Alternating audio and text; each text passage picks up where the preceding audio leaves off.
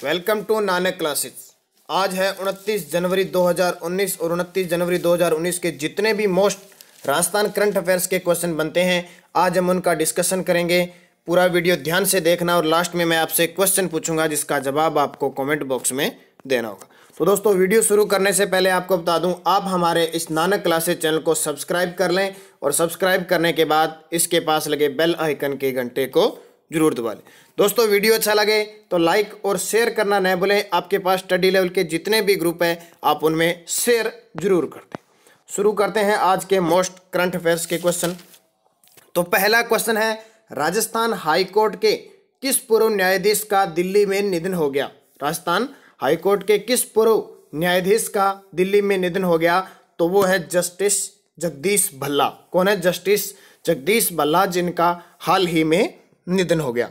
अब वो राजस्थान हाईकोर्ट के न्यायाधीश कब से कब तक रहे थे? तो 2009 से 2010 के बीच वो राजस्थान के मुख्य न्यायाधीश रहे थे। तो ये राजस्थान करंट अफेयर्स के लिए इंपॉर्टेंट हो जाता है। जगदीश भल्ला ये हिमाचल प्रदेश, छत्तीसगढ़ और कई राज्यों के भी जस्टिस रह चुके थे, लेकिन राजस्थान की बात है तो राजस्थान हाईकोर्ट के भी न्यायाधीश रह चुके।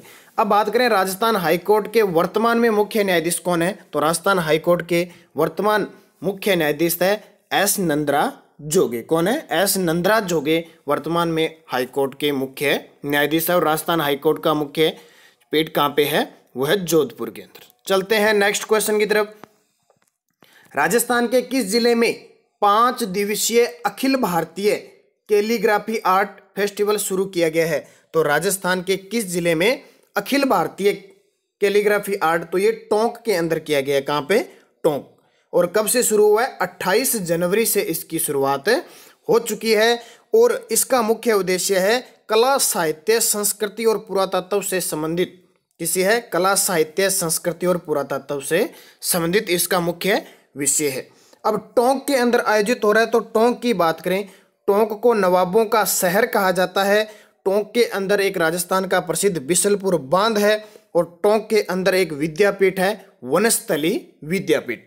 उसके बाद में टोंक के अंदर एक अविका नगर नामक स्थान है जहां पर केंद्रीय भेड़ व ऊन अनुसंधान संस्थान है।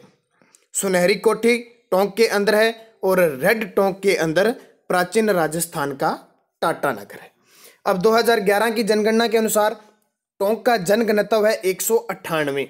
जनघनत्व कितना है? 198 और टोंक का लिंगानुपात है 952। टोंक का लिंगानुपात 952 और टोंक की जो साक्षरता है वो कितनी है? 61.6% टोंक की साक्षरता है। चलते हैं नेक्स्ट क्वेश्चन की तरफ। नेक्स्ट क्वेश्चन है, नितिन गडकरी ने राजस्थान के बीकानेर संभाग मुख्यालय में कितने करोड़ की परियोजनाओं का शिलान्यास किया है?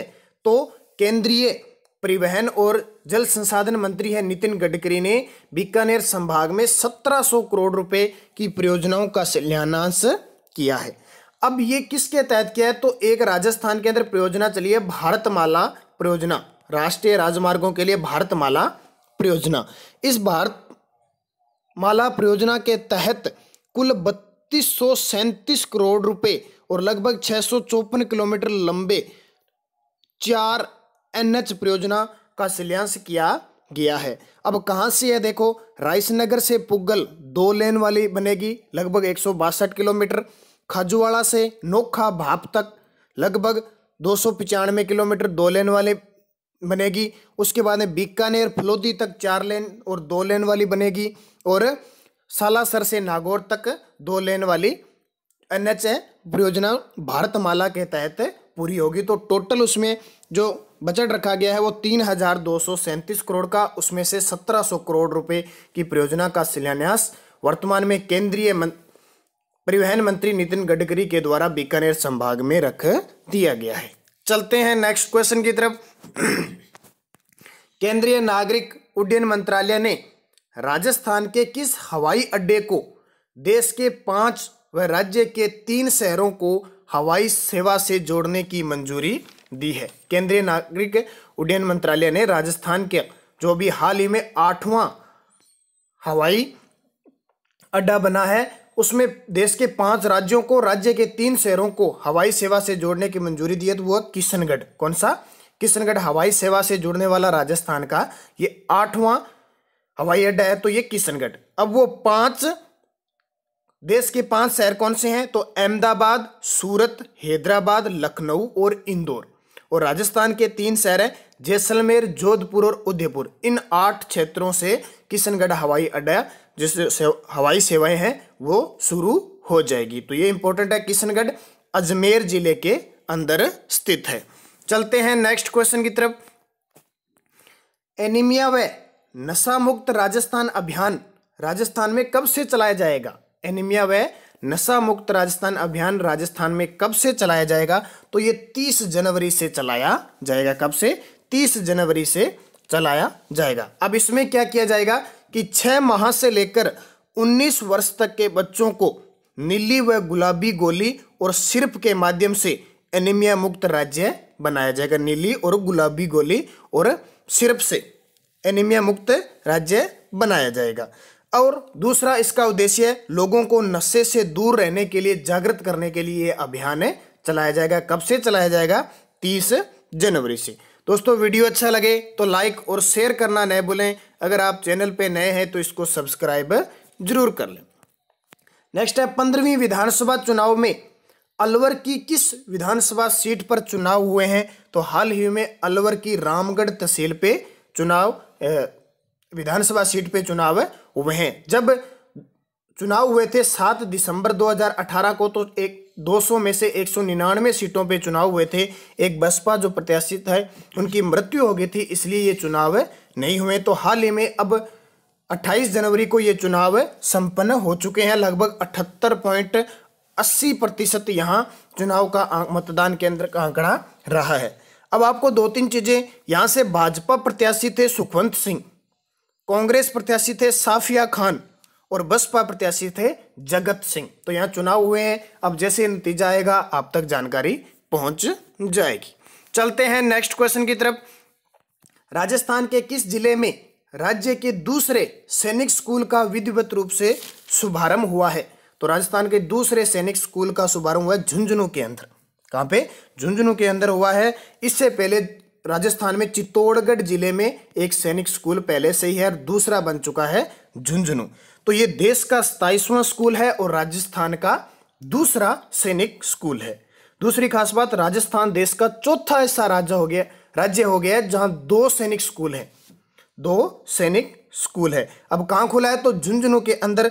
तो झुंझुनू की बात कर लेते हैं। झुंझुनू के लिए इंपॉर्टेंट क्या है? राजस्थान में सर्वाधिक पुरुष साक्षरता झुंझुनू की है 86.9%। और टोटल साक्षरता के मामले में बात करें तो झुंझुनू का तीसरा स्थान आता है। टोटल साक्षरता में कोटा, जयपुर के बाद झुंझुनू का तीसरा स्थान आता है और महिला साक्षरता में भी झुंझुनू का तीसरा स्थान आता है। अब कुछ और बात झुंझुनू के लिए। झुंझुनू शेखावटी क्षेत्र में आता है। झुंझुनू के अंदर खेतरी है, तांबे के लिए प्रसिद्ध है। झुंझुनू के अंदर सुनारी है जो पुरातात्विक सभ्यता स्थल है जहाँ पे लोहे गलाने की भट्टियां प्राप्त हुई है। तीसरा अजीत सागर बांध है यहाँ पे। और चौथा बागड़ के धनी नरहड़ पीर की दरगाह भी कहाँ पे है? झुंझुनू में। तो इतनी जानकारी आपको इस क्वेश्चन से प्राप्त होती है। एक और 2013 में राजस्थान का खेल विश्वविद्यालय भी कहाँ स्थापित किया गया है? झुंझुनू के अंदर मंजूरी दे चुकी है। चलते हैं नेक्स्ट क्वेश्चन की तरफ। दोस्तों वीडियो अच्छा लगे तो लाइक और शेयर करना न भूलें। अगर आप चैनल पे नए हैं तो इसको सब्सक्राइब जरूर कर लें। नेक्स्ट क्वेश्चन है 18वें एशियाई खेल में राज्य के किन खिलाड़ियों ने तीरंदाजी में रजत पदक जीते थे? अब एशियाई खेल जकार्ता इंडोनेशिया के अंदर 2018 में हुए थे। तो यहाँ से क्वेश्चन लगातार राजस्थान लेवल के जो भी एग्जाम हो रहे हैं वहाँ से पुट हो रहे हैं। तो मैं आपको ये भी बता रहा हूँ। तो किन खिलाड़ियों ने? तो रजत चौहान, अभिषेक वर्मा और अमन सैनी, तीनों ने ही खिलाड़ियों ने रजत पदक जीते थे तीरंदाजी में। तो इनका संबंध पूछा जा सकता है। रजत चौहान, अभिषेक वर्मा और अमन सैनी का संबंध किससे है? तीरंदाजी से है। तो ये इंपॉर्टेंट क्वेश्चन परीक्षा की दृष्टि से बनेगा। रजत चौहान काफी इंपॉर्टेंट है। इनका संबंध कहां से है? जयपुर जिले से। नेक्स्ट क्वेश्चन है राष्ट्रीय स्तर पर 2-3 क्वेश्चन देखते हैं। ट्रेन 18 जो बिना इंजन की है का नया नाम क्या रखा गया है? तो ट्रेन 18 जो बिना इंजन की है उसका नाम रखा गया है वंदे भारत एक्सप्रेस। क्या रख दिया गया है? वंदे भारत एक्सप्रेस रख दिया गया है। और इसकी गति है 160 किलोमीटर प्रति घंटा और ये कहां से कहां तक चलेगी? वाराणसी से दिल्ली के बीच चलेगी। नेक्स्ट है, जम्मू कश्मीर का कौन सा जिला पहला आतंक मुक्त जिला बन गया है? तो जम्मू कश्मीर का बारामूला जो जिला है वो पहला आतंक मुक्त जिला बन गया है। तो जम्मू कश्मीर के अंदर ऑपरेशन क्लीन चला हुआ है, सफाई अभियान यानी आतंकवादी सफाई अभियान चला हुआ है। उसके तहत बारामूला जो जिला है वो पहला आतंकी मुक्त जिला जम्मू कश्मीर का बन चुका है। तो बहुत ही अच्छी बात है। चलते हैं अब दोस्तों, हर एक रोज में आपको जो प्रशासनिक सेवा के जो संस्था है जैसे आरपीएससी के बारे में कुछ खास बातें बताऊंगा। आरपीएससी की मुख्य तथ्य, आरपीएससी की स्थापना 20 अगस्त 1949 को जयपुर में हुई थी। दोस्तों जब स्थापना हुई तो जयपुर में, कब? 1949 में। सत्यनारायण राव समिति की सिफारिश पर इसका मुख्यालय कहाँ कर दिया गया? अजमेर में कर दिया गया। पहले जयपुर में था, सत्यनारायण राव समिति की सिफारिश पर इसका मुख्यालय अजमेर, और वर्तमान में मुख्यालय कहाँ पे है? अजमेर में है। अनुच्छेद 315 के तहत आरपीएससी की स्थापना की सकती है, क्योंकि संघ लोक सेवा आयोग होता है, उसे एक से अलग राज्यों में भी स्थापना की जा सकती है। संगठन यानी संरचना इसकी, एक अध्यक्ष होता है और 7 सदस्य होते हैं। तो टोटल सदस्य कितने होते हैं? 8 सदस्य होते हैं। और जो यूपीएससी होती है उसमें 11 सदस्य होते हैं। प्रथम अध्यक्ष थे सर एस के घोष। सर एस के घोष प्रथम अध्यक्ष थे। कार्यकाल होता है 6 वर्ष या 62 वर्ष की उम्र तक। कितना? 6 वर्ष या 62 वर्ष की उम्र तक कार्यकाल होता है। नियुक्ति राज्यपाल द्वारा दी जाती है। और वर्तमान में अध्यक्ष कौन है? दीपक उत्प्रेती। कौन है? दीपक उत्प्रेती वर्तमान में अध्यक्ष है। लगभग 30 से 32 अध्यक्ष आज तक कार्यवाहक और कुल मिला के बन चुके हैं। तो ये इंपॉर्टेंट क्वेश्चन है आरपीएससी के लिए। अब दोस्तों पिछले वीडियो में मैंने आपसे एक क्वेश्चन पूछा था जिसका जवाब आपको कमेंट बॉक्स में देना था। तो क्वेश्चन है, तापीय थर्मल को सर्वोत्तम प्लांट संचालन पुरस्कार मिला।